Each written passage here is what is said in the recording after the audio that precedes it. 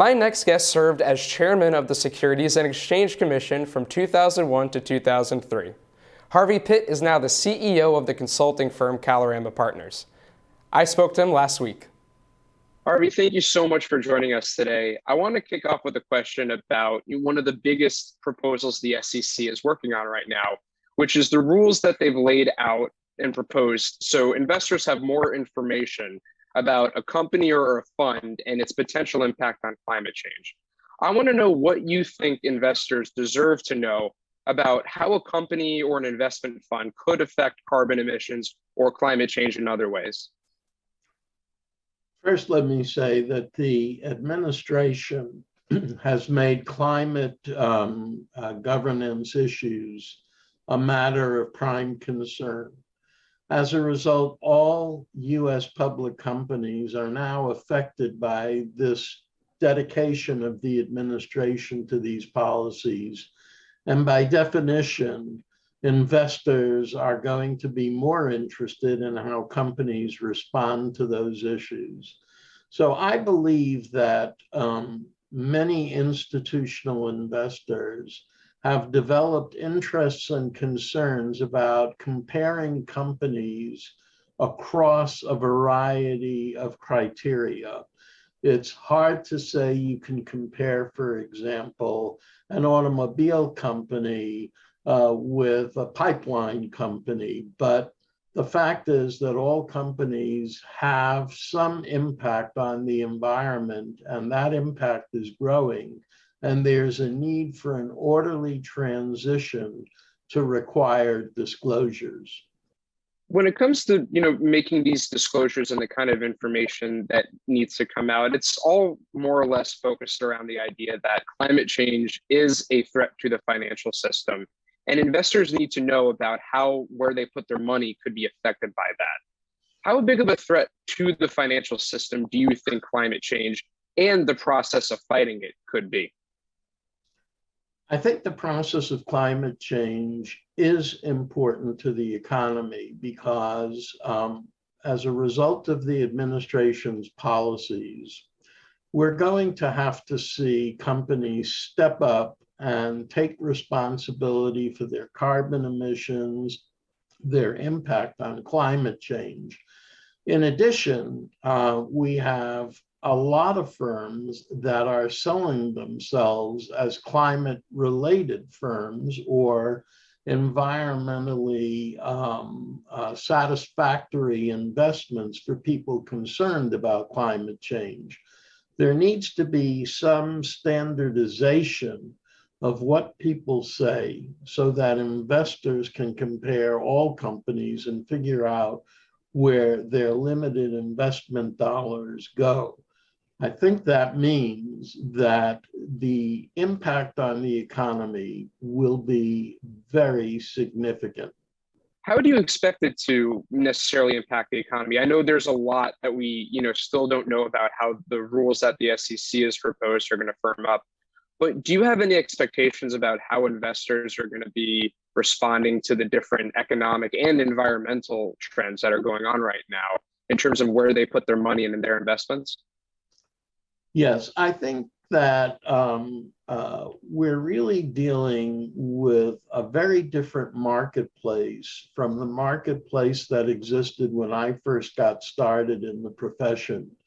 Back in the late 60s, when I first began, I've been around, unfortunately, a long time.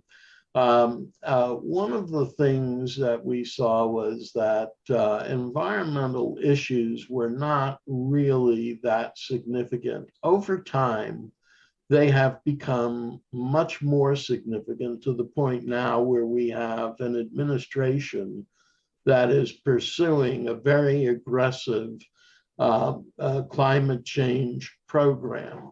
Investors largely are institutionalized today. The retail investor really invests in the market through a variety of mutual funds, pension funds, and the like. And those funds have demonstrated a great interest in climate change. As a result, many companies are now making disclosures The problem, as the SEC has seen it, is that the disclosures are not necessarily consistent. So the SEC has suggested there's a need for a more uniform approach, although the fact that companies are engaged in different businesses means there's only so far you can go with a uniform approach.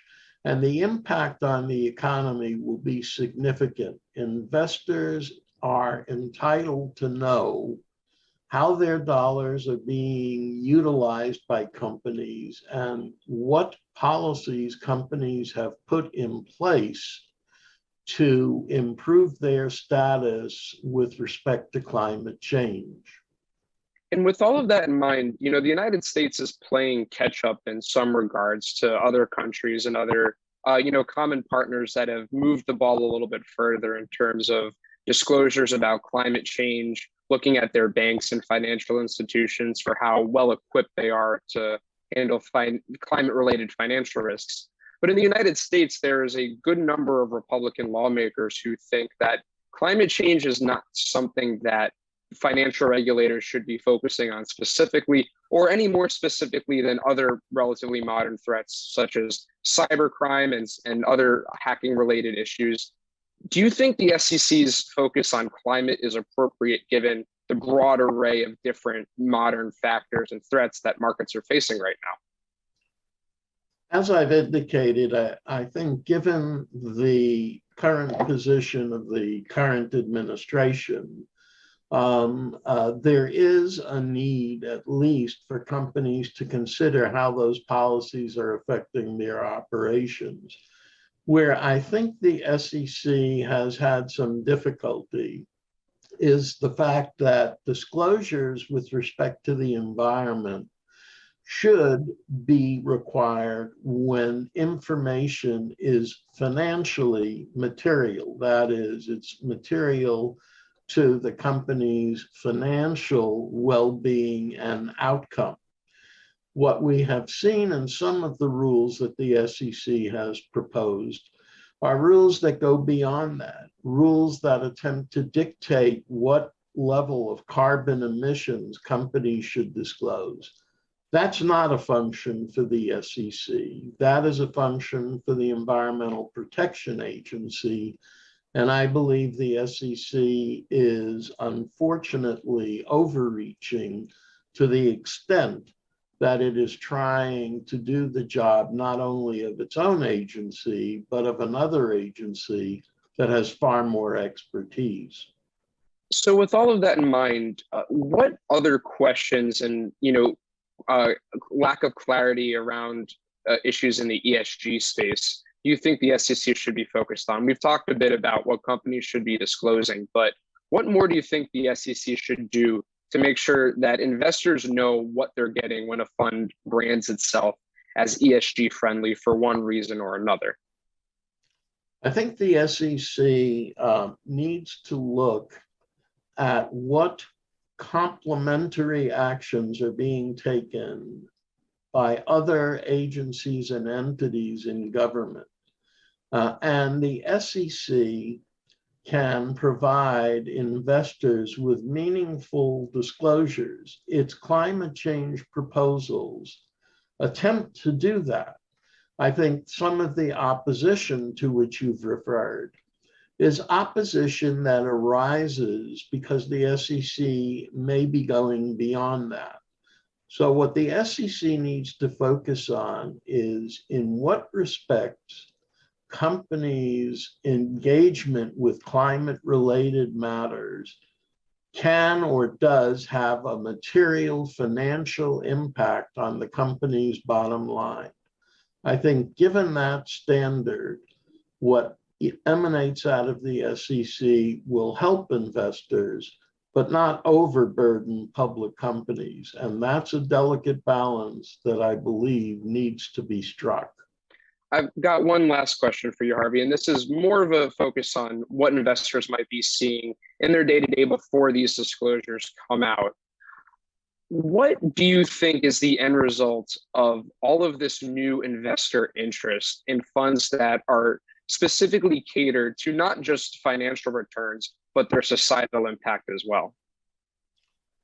I think that those investors are looking for assistance from the SEC to have a greater degree of uniformity in terms of the types of disclosures that company makes, obviously leavened by the disparate nature of all companies and what their particular field of business is. We have seen companies tout themselves as climate-related or ESG-related superior investments. Some of those claims are exaggerated and might even qualify, as we used to say in Brooklyn, where I grew up, as fraudulent. So I believe there's a need for companies to take a closer look at what they're calling themselves, how they are living up to their nomenclature, and make sure that investors aren't being misled by how the company has named itself or how the company reports on its contributions to climate control issues. Harvey Pitt, former SEC chairman, thank you so much for joining us today. I really enjoyed our conversation. So did I, and thank you. And that brings us to the end of our program today. Thanks again to Schneider Electric for their support of today's conversations, and thanks to all of you for watching. For those of you who missed any of the conversations this afternoon, we will have the video up from the event on our website shortly. Thanks for joining us.